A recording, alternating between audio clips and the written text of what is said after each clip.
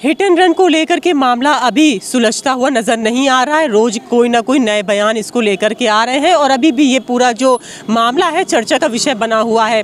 आइए हमारे साथ लखनऊ में इस समय में मौजूद है और हमारे साथ रजनीश मिश्रा जी हैं जो कि उत्तर प्रदेश रोडवेज कर्मचारी संघ के प्रवक्ता हैं। उनसे जानते हैं कि आखिर अब उनका स्टैंड क्या है और जो नए नए तरीके से बयान आ रहे हैं सामने, क्या सोचते हैं। सर, आपका बहुत स्वागत है। अंजलि जी, मैं आपको बताऊं, मैं अकेला इस आंदोलन में मेरा अकेला भूमिका नहीं है। ये समस्त जितने भी हमारे चालक बंधु खड़े हैं, परिचालक बंधु, सभी इसके शिकार हैं।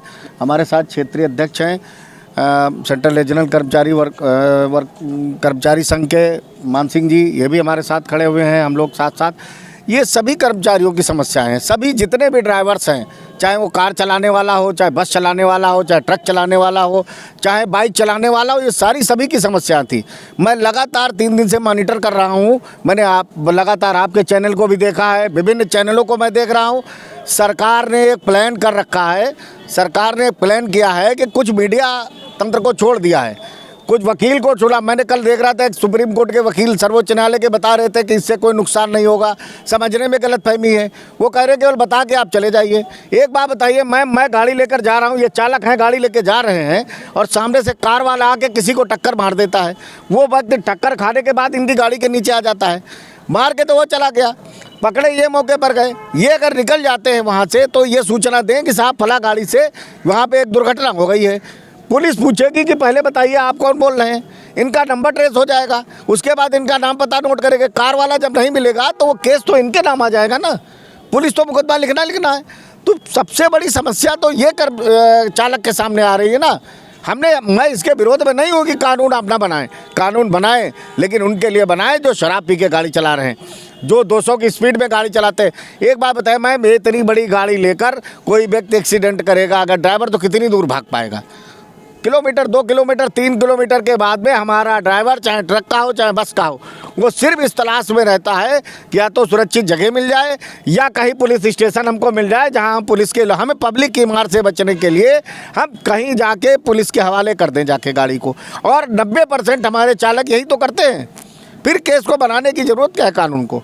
आप ज़बरदस्ती ये थोपने की आवश्यकता क्या है? और मैं देख रहा हूँ कि पूरा इसको लगा दिया गया है, स्ट्रक्चर खड़ा कर दिया गया इसको लेकर। कहीं कोई मंत्री का बयान आ रहा है, कहीं सुप्रीम कोर्ट के वकील अपनी ज्ञान आप दे रहे हैं। ज्ञान देने से मतलब सुधार नहीं होगा। अगर सुधार करना है तो आप अमेरिका आप जाते हैं। मैंने माननीय मंत्री जी अमेरिका गए, वहाँ ब्रिटेन गए, फ्रांस गए, जर्मनी गए, जापान गए, कनाडा गए, वहाँ की सड़कें आपने देखी।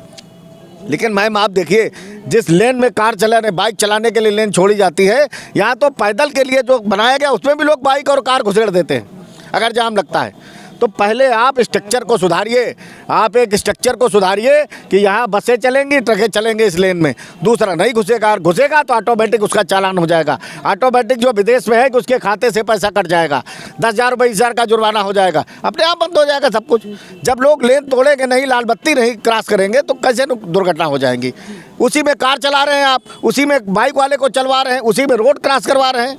तो और उसके बाद आप कहते हैं चालक दोषी है। कैसे चालक दोषी है आप बता दीजिए आप। सर, देश के प्रधानमंत्री और गृह मंत्री अमित शाह से अब आपकी क्या मांग है?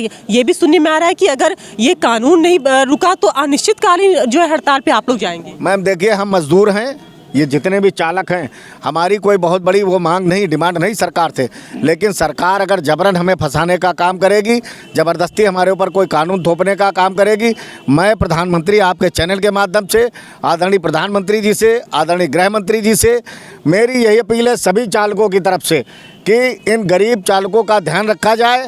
हम जानबूझ के कोई दुर्घटना नहीं करते हैं। दुर्घटना के लिए आप स्ट्रक्चर तैयार करें, वैसी सड़कें तैयार करें। आप ये कहें कि यहाँ बाइक वाला नहीं चलेगा, यहाँ कार वाला नहीं चलेगा, हाईवे ट्रैफिक चलेगा, उसके बावजूद भी अगर हमसे दुर्घटना होती है तो जब कोई पैदल वाला हमारे सामने आएगा ही नहीं तो दुर्घटना का मतलब क्या हुआ? कहाँ से एक्सीडेंट हो जाएगा? आप तो पहले आप स्ट्रक्चर को तैयार करिए ना, तो इस कानून में बदलाव करें। और अगर करना है, ये हिट एंड रन कानून उनके ऊपर लागू होता है जो रात में फुटपाथ पे गाड़ी चढ़ाते हैं शराब के नशे में। बड़े बड़े IAS के बच्चे, IPS के लड़के और जाके चढ़ा देते हैं गाड़ियाँ फुटपाथ पर सोए हुए मजदूरों के ऊपर। ये हिट एंड रन कानून, उसके बाद भाग जाते हैं। ये हिट एंड रन कानून उनके ऊपर लागू करिए आप।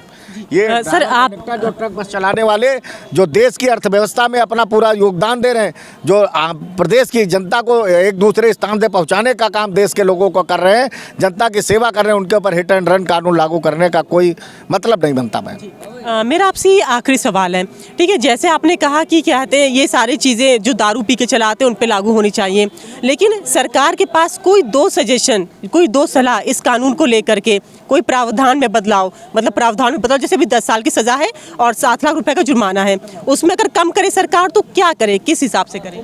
नहीं मैम, कम करने का धारा 304 एक थी, इन्होंने जो इंडियन पीनल कोड था उसमें बदलाव कर दिया, उसे न्याय संहिता का नाम दे दिया।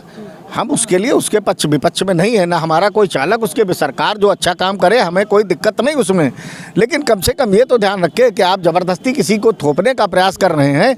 कहाँ से 7 लाख रुपया एक ड्राइवर देगा? आप बताइए, इस ड्राइवर के पास 7 लाख रुपया, इसकी हालत देख रहे हैं आप, ये बस चला के 10-12 हज़ार रुपया कमा रहे, हम लोग कहाँ से पैसा लाएंगे? आप बताइए।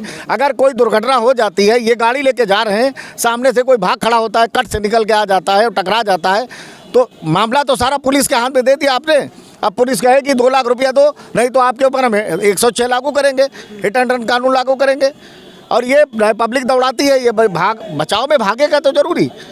और अगर हम सूचना पुलिस को देते तो हम तो सीधे सीधे मुलजिम हो गए ना, कि अगर हम सूचना पुलिस को मैम दे रहे हैं तो आपको सूचना दे दी तो आप कहेंगे फला नंबर से आया था, इसका पता नोट करो, पता आया, हमारा नाम पता सब आ गया, उसके बाद कहेंगे आप तो मुलजिम हैं, उठा के हमको अंदर कर देगी पुलिस। हम अपनी बात कहाँ कहने जाएं ना। तो मैं आपके चैनल के माध्यम से सरकार से मेरा यही है कि जो लोग इसका दुरुपयोग कर रहे हैं उनके खिलाफ ये कानून लागू होना चाहिए, उनमें बदलाव करे। सरकार के पास स्ट्रक्चर है, उनकी पुलिस है, उनके तमाम ब्यूरोक्रेसी है, लोगों को वो उनको सक्रिय करे ना, उनके पास मशीन है, शराब पीने वालों को गाड़ी चलाने पर अंकुश लगाएं।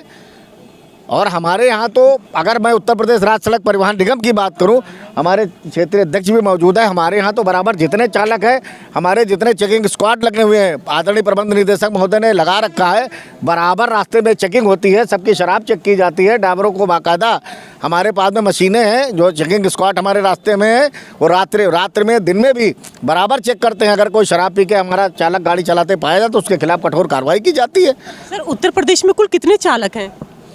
हमारे यहाँ तो करीब 55,000 कर्मचारी हैं, इसमें करीब 20 से 25,000 के करीब चालक हैं हमारे पास में।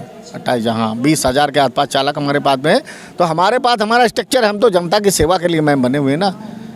या तो सरकार इनके लिए करे, इनको सबको नियमित कर दे, जो नियमित कर्मचारियों का वेतन मिलता है, हर कर्मचारी को जब 40-50 हज़ार वेतन मिलेगा, उसे क्षमता हो जाएगी चालक पर चालक को, तो वो जो जुर्माना भी भुगतने के अधीन होगा।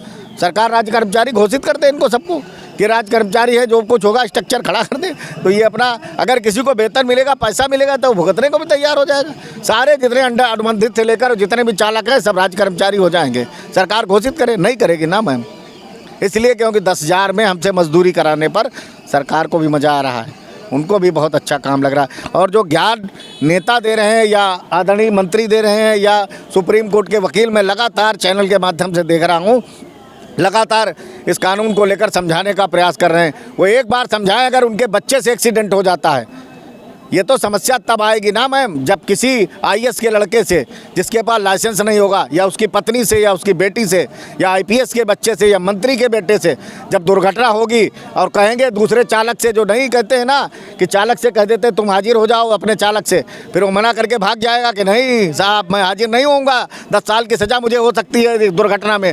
जब उनका बच्चा जेल जाएगा हिट एंड रन कानून में, इनके बच्चे को जेल जाने, उनकी पत्नी को जेल होगी, इनकी बेटी को जब जेल जाने की नौबत आएगी, तब समझ में आएगा हिट एंड कानून, ये कानून जो पास करे, जिसमें ज्ञान बांटने वाले जो लोग हैं, इन्हें तब समझ में आएगा कि इसका मजा क्या होता है कानून का। बहुत बहुत धन्यवाद सर हमसे बात करने के लिए।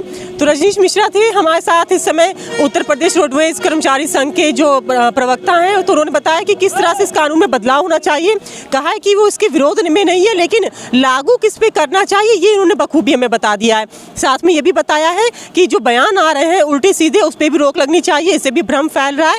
और अभी भी कर्मचारी अपनी बात पर डटे हुए हैं, उनका कहना है कि इस कानून में कोई ना कोई बदलाव ज़रूर करना चाहिए, तब तक ये लोग हटेंगे नहीं।